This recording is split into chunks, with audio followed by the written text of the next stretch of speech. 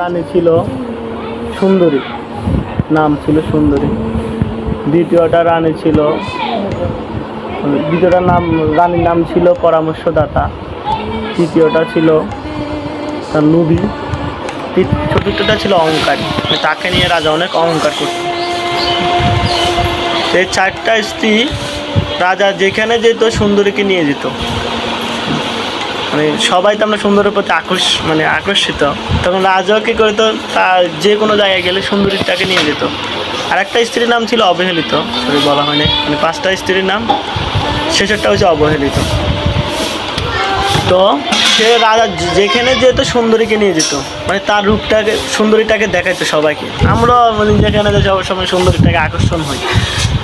তখনই তো কী করলো, রাজা যেখানে যেত সুন্দরীকে নিয়ে যেত। এবং দ্বিতীয় স্ত্রীর নাম ছিল পরামর্শ। রাজা যে কোনো কাজ করতো, কী করতো, ওই স্ত্রী থেকে পরামর্শ নিত যে আমি এই কাজ করলে কি ভালো হবে কি না। তো ও পরামর্শ দিত, ও শুধু কী দিত, পরামর্শ। ও অন্য কিছু না, ও শুধু ওর থেকে শুধু পরামর্শ নিত। তৃতীয় স্ত্রীর নাম ছিল অহংকারী, মানে কি তাকে নিয়ে সে অনেক অহংকার করতো যে আমার এই স্ত্রীটা অনেক ভালো বা অনেক কিছু, মানে সে অহংকার করতো।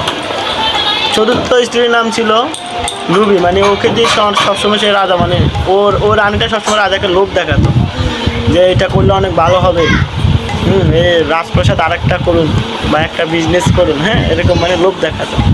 তো শেষের স্ত্রীর নাম ছিল অবহেলিত। রাজা ওকে শুধু অবহেলা করতো, ওর কাছে যেতও না। ওকে এক রাজপ্রাসাদের এক কর্নারে, এক কোনায়, এক ঘরে রেখে দিত, মানে ওর সাথে কথাই বলতো না। তেমন হওয়ার পরে একটা মুনির সাথে তার দেখা হলো। তখন তার শেষ বয়স রাজার। তখন মুনি বলল, দেখেন আপনি তো অনেক, আপনার পাঁচটা স্ত্রী নিয়ে অনেক গর্ব করছেন এবং অনেক গর্বের সহিত অনেক কাজ করছেন। তা আপনার তো এখন যাওয়ার সময় হয়েছে, আপনার কাছাকাছি সময় আসছে। তা আপনি জিজ্ঞেস করেন আপনার কোন স্ত্রী আপনার সঙ্গে যেতে চায় মৃত্যুর সময়।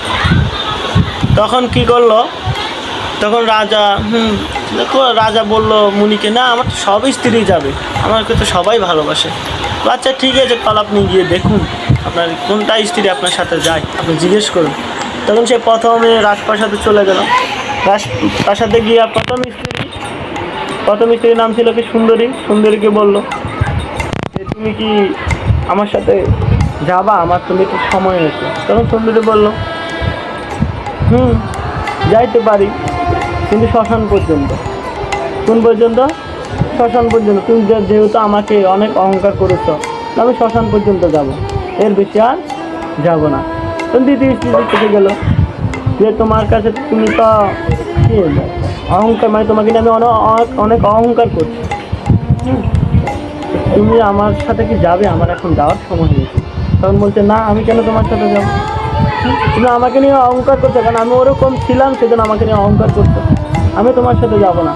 কী কারণে যাবো, তুমি চলে গেলে আমি আরেকটা বিয়ে করে নিই। কিন্তু অহংকারটাও গেল না। তৃতীয় স্ত্রীর নাম ছিল লুবি।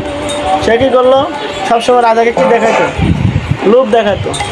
সে যে মানে রাজপ্রাসাদ করালো। তখন বলল, না আমি তোমার সাথে যাব না, বরং তুমি গেলে তোমার শ্মশানটাকে আমি আরেকটু মানে একটু ভিআইপিভাবে করে দিব, একটু স্বর্ণ দিয়ে শ্মশানটা করে দিব। সেও গেল না। চতুর্থ স্ত্রীর নাম কি ছিল? চতুর্থ স্ত্রীর নাম লোভী, অহংকারী, অবহেলিত। হ্যাঁ, চতুর্থ স্ত্রীর নাম ছিল অবহেলিত। তো অবহেলিতাকে কীভাবে যাবে রাজা, মানে অবহেলিতের কাছে? রাজা তো নিজে একটু আসে, কারণ অবহেলিতের কাছে কোনোদিন যায়নি। সে কী করলো, আমি কীভাবে যাব? সে বলতেছে আমি কীভাবে যাবো যে অবহেলিতের কাছে, আমি যাকে কোনোদিন দেখিই নাই, হ্যাঁ, যাকে আমি কী করি নাই, কোনোদিন আদর স্নেহ ভালোবাসা দিই নাই, যার কোনো খোঁজখবরে নেই নাই, তার কাছে আমি কী মুখ নিয়ে যাব, কোন মুখ নিয়ে যাব? তো রাজা অনেক ভাবলো, তবুও বলল গিয়ে দেখি যদি যেতে চায়। তখন গেল, প্রায় দরজার সামনে গিয়ে টোকা মারবে এমন অবস্থা, আবার পিছলাম দিব, আবার পিছিয়ে যায়, কীভাবে দিব, পরে দিয়ে টোকা দিয়ে তখন স্ত্রীটা, অবহেলিত স্ত্রীটা বেরিয়ে আসলো। বেরিয়ে আসার পরে ওকে বলে, দেখো তোমাকে তো আমি কোনো যত্ন করি নাই, তোমার কোনো খোঁজ খবর নিই নাই, কিন্তু আমার এখন মৃত্যুর সময় হয়ে গেছে, আমি এখন চলে যেতে হবে, তুমি কি আমার সাথে যাবে? তখন ওই স্ত্রীটাই একমাত্র রাজি হলো, হ্যাঁ তুমি আমার পতি, তুমি আমার স্বামী, আমি তোমার সাথে যাব, কেন যাব না, তুমিই কি আমার স্বামী। তখন ওই একমাত্র স্ত্রী কী হলো, রাজি হলো তার স্বামীর সাথে যাওয়ার জন্য। তেমনি এটা আমাদের পুরো জীবনের সাথে মিল।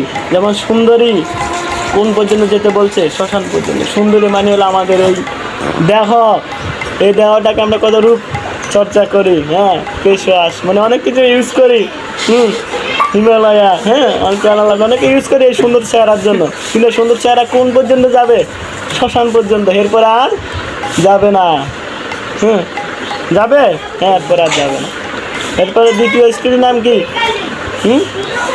যে আমরা অহংকার, যে আমরা অনেক অহংকার করছি কি না, আমার টাকা আছে, সম্পদ আছে, অনেক কিছু আছে, এই অহংকারও সাথে যাবে না। মৃত্যুর সাথে সাথে অহংকারও কী হয়ে যাবে, বহির্ভূষিত হয়ে যাবে, মানে এই অহংকার আর যাবে না। তৃতীয় স্ত্রীর নাম কি ছিল, লোভী। আমরা অনেক কী করতাম, লোভ করতাম। ওখানে যখন দেখতাম 50,000 টাকা আছে, তাড়াতাড়ি ওখানে চলে যেতাম। আর কীভাবে বিজনেসটা আমরা বাড়াবো, লোভ করতাম। মানে কি, যে 100 টাকা বিনিয়োগ করে কেন 200 টাকা পাওয়া যায়, 1 কোটি টাকা বিনিয়োগ করে 2 কোটি টাকা কীভাবে পাওয়া যায়, আমরা ওইদিকে লোভ করতাম। কিন্তু এই টাকাগুলো আমাদের সাথে যাবে না, বিশ্বাসঘাতকতা করবে। হ্যাঁ, তো কার জন্য এতগুলো টাকা? তারপর তৃতীয় স্ত্রীর নাম, চতুর্থ স্ত্রীর নাম হচ্ছে অবহেলিত, যাকে আমরা সারা জীবন কী করেছি, অবহেলা করেছি, সেটা হচ্ছে হরিনাম। এই হরিনামকে আমরা সারা জীবন অবহেলা করি। আমরা যখন আমাদের কাছে সাধুরা আসে, বৈষ্ণবরা আসে, আমরা বলি আমাদের কি নেই, সময় নেই। আরে প্রভু, আমরা ব্যস্ত অনেক, আমাদের আসলে সংসার ঝামেলা মিটাইতে হয়, বিজনেস অনেক, ব্যবসা করতে হয়, দেখেন তো প্রভু অনেক ঝামেলাটা আছে। কিন্তু ওই অবহেলাকে, যাকে অবহেলা করবে সে শেষ সম্বল হবে আমাদের, সে আমাদের সাথে যাবে, আর কোনোটা আমাদের সাথে যাবে না। হরে কৃষ্ণ।